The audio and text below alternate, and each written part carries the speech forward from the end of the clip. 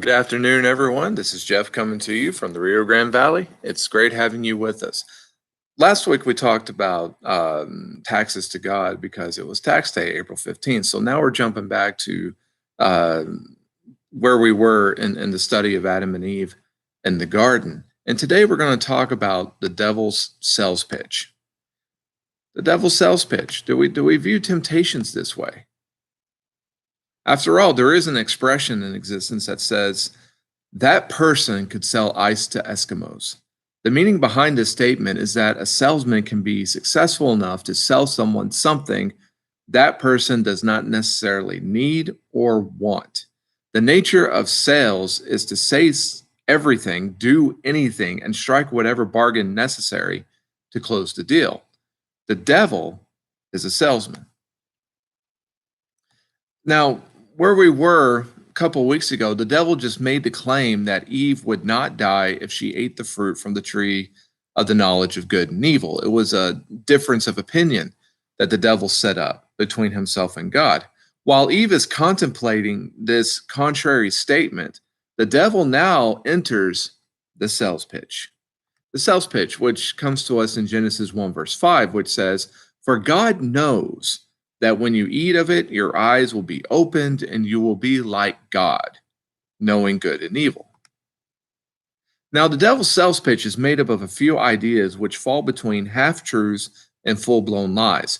The devil tells Eve, your eyes will be opened. The problem with this is the assumption that the so called open eyes are going to be to Eve's benefit. There is also an assumption that Eve will want to see what is before her when she has opened eyes. Have you ever seen, heard, or learned something that you wish you did not know or that you could forget? Maybe you have gone on the rest of your life wishing you could turn the clock back and avoid the horrible knowledge. Eve is soon to own one of those decisions. The devil then sells Eve on the idea of being like God. Good advertisement is hinged on the ability to convey short and powerful messages. This is like basketball companies and shoe companies having Air Jordans, the Shaquille O'Neal line, and other basketball shoes or athletic shoes named after a basketball star. Wear these shoes, you can be like the basketball player. I'm a child of the 90s and the 80s. Hey, wear Nike shoes, you can be like Mike. That's what we used to have. This is also why they put superhero pictures on soda bottles and pizza boxes and the like. You know, eat this product, you can be like this superhero. Obviously, if I eat tons of pizza and drink tons of soda, I'm going to be just like Captain America. But that's the sales pitch of the idea. Now, Satan is selling Eve on the idea of you can be like God. Well, who doesn't want to be like God?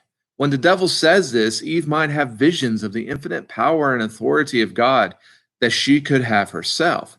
Well, the devil never says that, but it is the message he is trying to relate to get Eve to close the deal.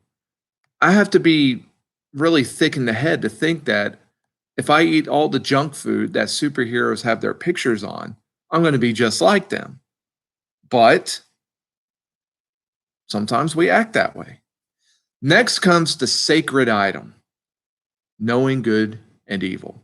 Now, the basis of this pitch is the idea that God has something that Eve does not have: knowledge. The devil does not say if this knowledge would be in her best interest, because personal interest is not the point. The main idea is that unattainable knowledge could be hers. A powerful tool was at the beginning of the pitch.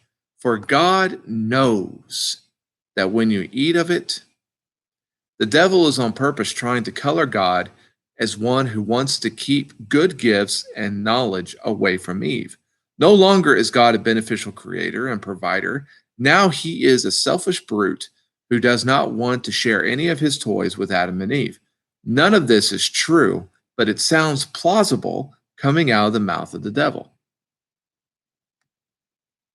So let's smash the illusion on this. We can spend too much time looking out for danger from the devil and ignore the basic sales pitches we instead get from the devil. It's not always the pits and the snakes and the obvious danger that gets our attention. Sometimes it's the whisper of the temptation, which is the sales pitch, which can be more dangerous to us. It is a mistake to think we cannot fall prey to the devil's alluring voice.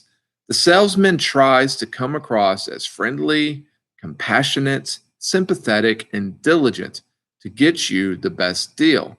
The devil works just as hard to get us to buy his wares. Did eating the forbidden fruit allow Adam and Eve to know good and evil? Yes, it did.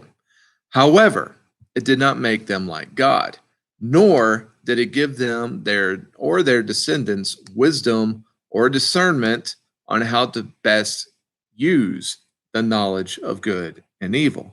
Instead of making the world better, it made the world worse. Eating the forbidden fruit is what set up the world so dark, God regretted creating man and sent the flood that we can read in Genesis 6.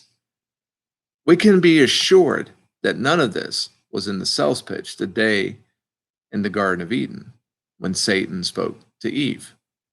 The devil is still trying to sell us on the idea he knows what we want. The devil is not in the business of getting us what we need. The devil is going to try to make our darkest and most evil desires sound rational, obtainable, and affordable. Rest assured, none of our sinful desires are worth the cost. Buyer beware. Thank you, everybody. We'll see you all next time. Grace and peace.